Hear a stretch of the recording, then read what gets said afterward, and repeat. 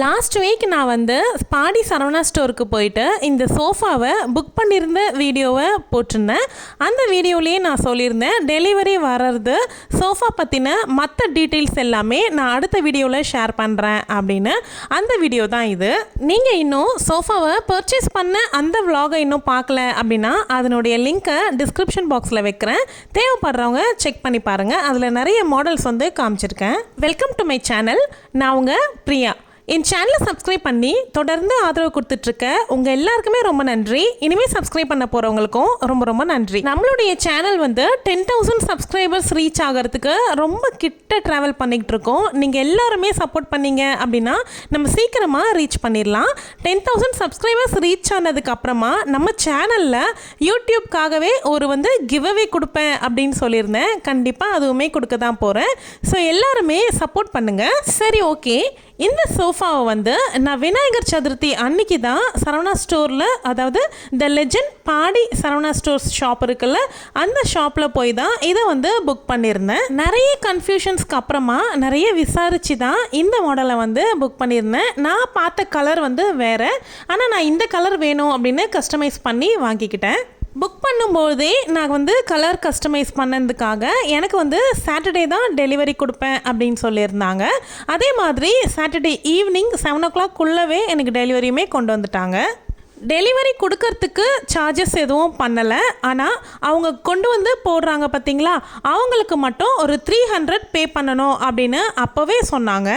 Book பண்ணும்போதே கேட்டிருந்தாங்க, இந்த சோஃபா வந்து உங்கள் வீட்டு கேட்குள்ளேயோ இல்லைனா மெயின் டோருக்குள்ளேயோ வந்துருமா அப்படின்னு நல்லா பார்த்துக்கோங்க. இல்லைனா அங்கே கொண்டு வந்ததுக்கு அப்புறமா உள்ளே நுழையலை அப்படின்னா திரும்பவும் அவங்க பிரிச்சுட்டு அதை அசம்பிள் பண்ணுறதுக்கு தனியாக சார்ஜ் பண்ணுவாங்க அப்படின்னு சொல்லியிருந்தாங்க. அப்புறம் நான் வந்து சைஸை பார்த்துட்டு நான் வீடுடைய டோரையுமே மைண்டில் கொண்டு வந்து இது வந்து கரெக்டாக இருக்கும் அப்படிங்கிறது சொல்லிட்டேன். ஸோ அப்படியே கொடுத்து அமைச்சிருந்தாங்க. வந்தவங்க செக் பண்ணி காமிச்சாங்க, எப்படி யூஸ் பண்ணணும் அப்படிங்கிறதையுமே சொல்லி கொடுத்தாங்க. ரிக்ளைனர் மாடலுங்கிறதுனால ஹேண்டில் மேலே வந்து உட்காரக்கூடாது அப்படின்னு பசங்கக்கிட்டேயுமே சொல்லிட்டு இருந்தாங்க.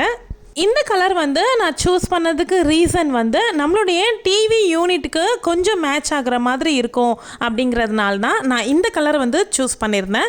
நான் என்ன ஒரு மிஸ்டேக் பண்ணிட்டேன் அப்படின்னா, இது வாங்கும்பொழுதே இதுக்கான சோஃபா கவரை நான் அங்கேயே வாங்கிட்டு வந்திருக்கணும்.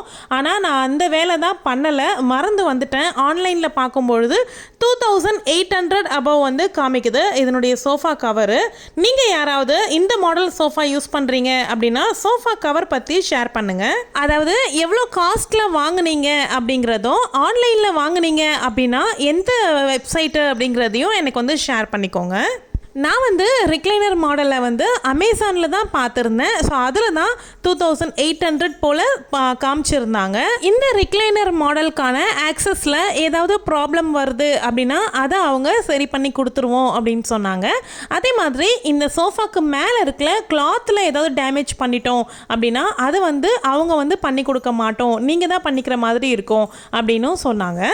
இந்த வீடியோ வந்து நான் எடுத்துகிட்டு இருக்கும்பொழுது நான் வந்து ஒரு 10 days போல் யூஸ் பண்ணிட்டேன். அந்த எக்ஸ்பீரியன்ஸில் சொல்கிறேன். இது வந்து நம்ம முன்னாடி இழுத்து விட்டுட்டு நம்ம யூஸ் பண்ணிவிட்டு திரும்பவும் அதை மடக்கிறோம் பார்த்தீங்களா, அப்போ வந்து சோஃபா வந்து ஆட்டோமேட்டிக்காக பேக்கில் போயிடுது. அப்பப்போ நம்ம இழுத்து விட வேண்டியதாகவே இருக்குது. மற்றபடி வேறு எதுவுமே ப்ராப்ளம் இல்லை. நல்ல கம்ஃபர்டபுளாக இருக்குது. ரெஸ்ட் எடுக்கிறதுக்கு இதுக்கு எல்லாமே ரொம்ப நல்லா இருக்குது.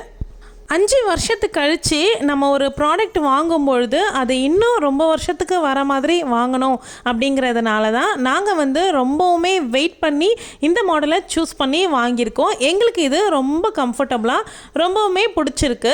5 seater வாங்கியிருந்தோம் அப்படின்னா டீப்பாயுமே வந்து அதுலேயே வந்திருக்கோம்.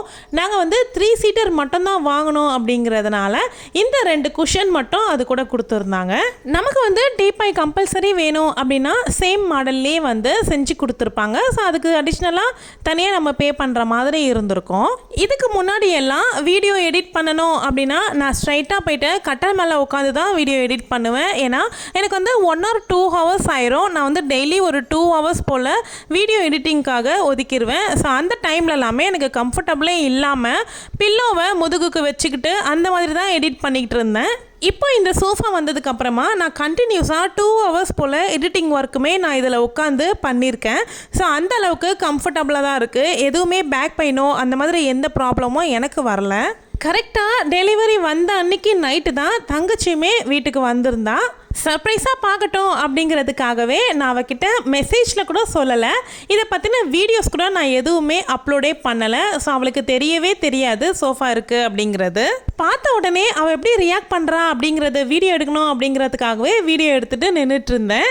அவன் நினச்சிக்கினா நார்மலாக நான் விலாகுக்காக தான் வீடியோ எடுக்கிறேன் போல இருக்கு வரத அப்படின்னு நினச்சிட்டா.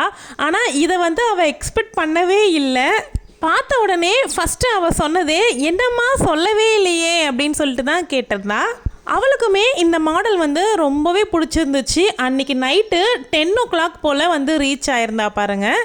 ஆஃபீஸ் விட்டு ஸ்ட்ரெயிட்டாக அப்படியே கிளம்பி இங்கே வந்திருந்தா. நானும் அவளை கிண்டல் பண்ணியிருந்தேன். 2 பேரும் மேட்சிங் கலரில் இருக்கீங்களே அது எப்படி அப்படின்னு சொல்லி கேட்டிருந்தேன். அப்புறம் அவளை கார்னரில் உட்கார சொல்லிட்டு அந்த ரிக்ளைனர் மோடை வந்து ஓப்பன் பண்ணி விட்டு அவளை சாட்சி விடலாம் அப்படின்னு சொல்லிட்டுக்காக நான் கிட்ட போயிட்டு ஓப்பன் பண்ணி விடுறேன். ஓப்பன் பண்ண உடனே பயந்துட்டாங்க அவள் ஆக்சுவலி இந்த மாதிரி மாடலாக இருக்கும் அப்படின்னு எக்ஸ்பெக்ட் பண்ணவே இல்லை. அதை ஓப்பன் பண்ண உடனே அவளுக்கு சிரிப்பு வேற தாங்கவே முடியல. அவளையும் ஜம்முன்னு உட்கார வச்சு அழகு பார்த்தாச்சு. அவள் சொல்லியிருந்தா சினிமா தேட்டர் எஃபெக்ட் மாதிரி இருக்கே, இப்படி சாஞ்சு உட்காந்துட்டு டிவி பார்க்குறதுக்கு நல்லா இருக்குது, சூப்பராக வாங்கியிருக்க அப்படின்னுமே சொல்லியிருந்தா. சரி ஓகே, இப்போ இதனுடைய ப்ரைஸ் எவ்வளோ அப்படிங்கிறத பற்றி பார்த்துருவோம். 12,000 3 seater சோஃபா வந்து இருந்துச்சு. பட் இது ரிக்ளைனர் மாடல் அப்படிங்கிறதுனால காஸ்ட் அதிகமாக தான் இருந்துச்சு. 35,000 வந்துருந்துச்சு எங்களுக்கு இது. நாங்கள் ஆல்ரெடி பஜாஜ் ஃபின்சர்வில் வாஷிங் மிஷினுமே வாங்கி அதனுடைய கடனுமே முடிச்சிருந்தோம். எங்களுக்கு வந்து லிமிட்டேஷன்ஸ் ரொம்ப அதிகமாகவே தான் இருந்துச்சு. அதனால் ஈஸியாக லோன் வந்து ப்ராசஸ் ஆயிடுச்சு. அதுக்கு ப்ராசஸிங் ஃபீஸாக ஒரு 700 போல் பே பண்ணுற மாதிரி இருக்கும். நாங்களுமே பே பண்ணியிருந்தோம். ப்ராசஸிங் ஃபீஸ் தவிர மற்றபடி நான் எதுவுமே பே பண்ணி வாங்கலை.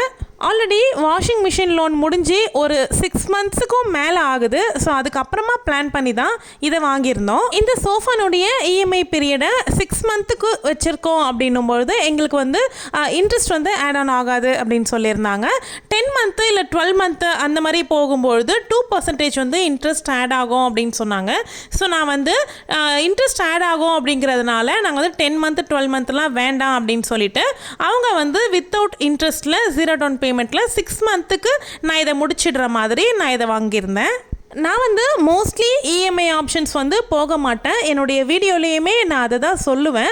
பட் பெரிய அமௌண்ட்டில் நம்ம ஏதாவது ஒன்று வாங்குகிறோம் அப்படின்னும்பொழுது எல்லாமே கேஷ் போட்டு வாங்க முடியாதுல்ல. அதே மாதிரி தான் வாஷிங் மிஷினுமே. ஸோ வந்து 35,000க்கும் மேலே தான் ஆச்சு எனக்கு வாஷிங் மிஷின். ஸோ அதனால் நான் இஎம்ஐ போட்டிருந்தேன். அதே மாதிரி இதனுடைய காஸ்ட்டுமே அதிகம் அப்படிங்கிறதுனால நான் இஎம்ஐ போட்டு வாங்கியிருக்கேன். அது மட்டும் இல்லாமல் இது ரெண்டுத்துக்குமே இன்ட்ரெஸ்ட் இல்லை அப்படிங்கிறதுனால தான் நான் இஎம்ஐ ஆப்ஷனே போயிருந்தேன்.